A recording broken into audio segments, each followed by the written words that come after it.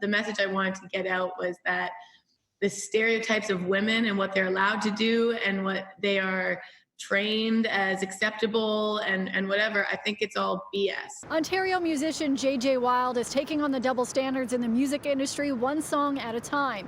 She released her latest single and video on Friday called Best Boy, which is inspired by the sexism she's experienced in the music industry and also the sexism that she's witnessed.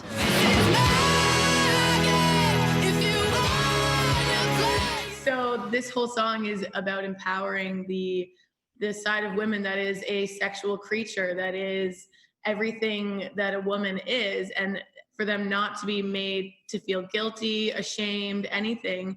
It's like, if men can do it, we can do it too. For years, Wilde says women have been portrayed in music videos and in songs as extras or just a sexual object, and says that if a female musician interacts with a man in a music video or sings about sex, the woman is shamed for being promiscuous, but when a man does it, it's encouraged.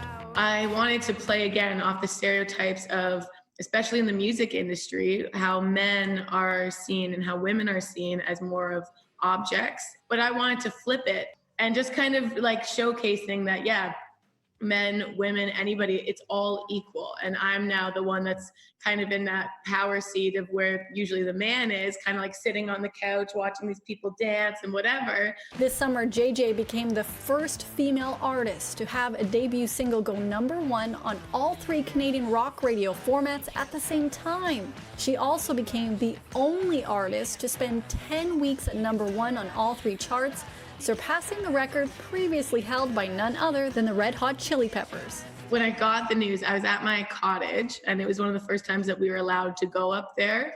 And it was me and my parents, and we going into the weekend, I knew that it was a possibility, but we were kind of, I didn't want to jump the gun. I didn't want to whatever. So my dad had like secretly gone out and bought champagne just in case. And so I know, like, what a sweetheart.